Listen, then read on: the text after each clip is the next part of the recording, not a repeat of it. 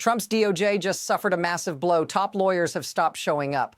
But here's where it gets strange. Why would so many attorneys just walk away? These were loyal prosecutors, trusted to handle some of the most high-profile cases, and now they're gone. This isn't just about resignations. It's about what happens when the people inside the system refuse to do their job. You might think, this is just another political shakeup. But stick with me. This goes way deeper. What happens when a regime loses its most reliable defenders? You'll want to see what unfolds next. This isn't just about a few people walking out. It's a pattern, a dangerous one. We're talking about an exodus with nearly 3,000 attorneys gone from the DOJ. That's not a coincidence. These aren't just random departures. They're resignations of those who refuse to comply with an agenda. Take a moment and think about this. When prosecutors start leaving in mass numbers, it's more than just a personnel issue. It signals something far darker. It raises the question, what exactly is happening inside the DOJ that's driving them to quit? Are we witnessing the end of any hope for impartial justice? Here's the shocking truth. Some of these prosecutors didn't just leave, they were pushed out. Take what happened in Minneapolis. 6 prosecutors suddenly resigned, claiming they couldn't continue working under the pressure of a regime that forced them to pursue controversial cases. One of them was even caught doing a photo shoot with the New York Times, while ICE agents were risking their lives on the streets. How does that make sense? These were the same lawyers Trump's DOJ relied on to prosecute fraud, yet when push came to shove, they walked. Notice what's missing here. No one's denying the chaos inside the DOJ, but they're spinning it like it's just a bunch of disgruntled employees. The real story, it's much bigger than that. Now, things are spiraling. This isn't just a few resignations. This is an entire shift in the DOJ's culture. The people who remain aren't those with the integrity to stand firm. They're the ones willing to do whatever the regime asks. And it doesn't stop there. Just recently, a criminal investigation was launched into Minnesota Governor Tim Walz and Minneapolis Mayor Jacob Frey. Why? Because of their press conferences about ICE.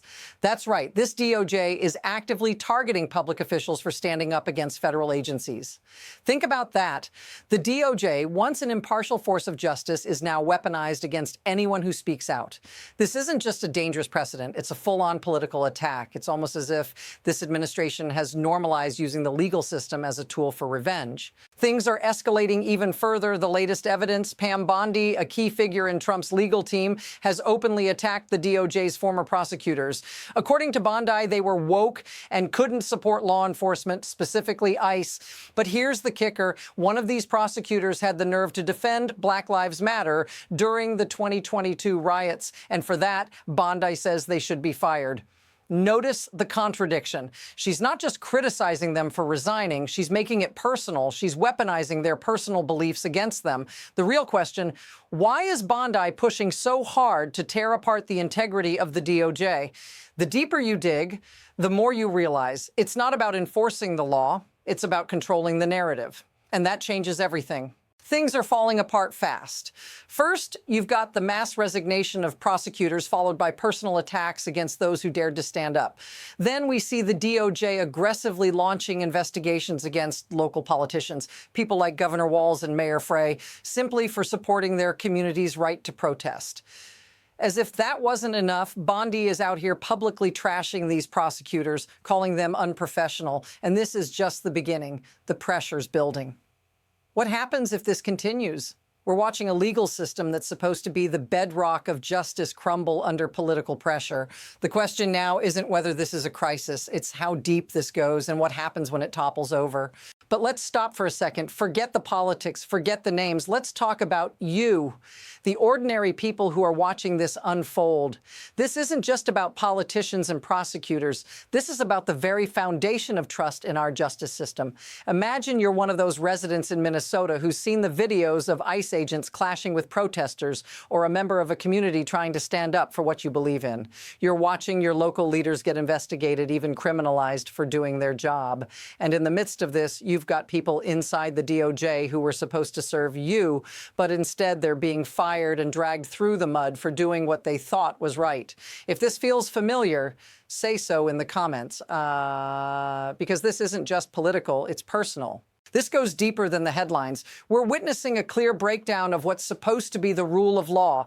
The system that was designed to protect everyone, regardless of political ideology, is now being hijacked for pure political warfare. What's really happening behind the scenes? This isn't just about prosecuting criminals or defending the law. It's about leverage, about making sure those in power stay in power. Fear, spectacle, and political gamesmanship have all replaced the pursuit of justice. The DOJ isn't a neutral player anymore. It's become a weapon, a tool for personal vendettas and control. And that right there is what makes this so dangerous. So what happens next? There are two possible paths here.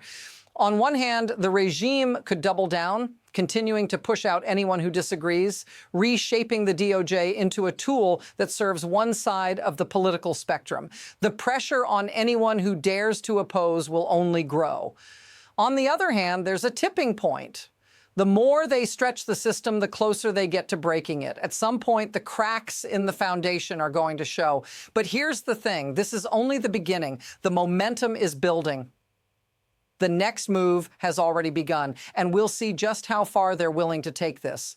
In the end, this isn't just about a few prosecutors or a couple of public officials. It's about the future of our justice system. What happens when the very institutions meant to hold power accountable are themselves corrupted? This is where the story flips, when the law is used to protect the powerful rather than the people. The question you should be asking now is simple. Can this system be fixed, or has it already gone too far? Keep your eyes open, because this story is far from over. If you want to keep up with the latest, make sure to follow and subscribe. The deeper layers of this story are just starting to unravel.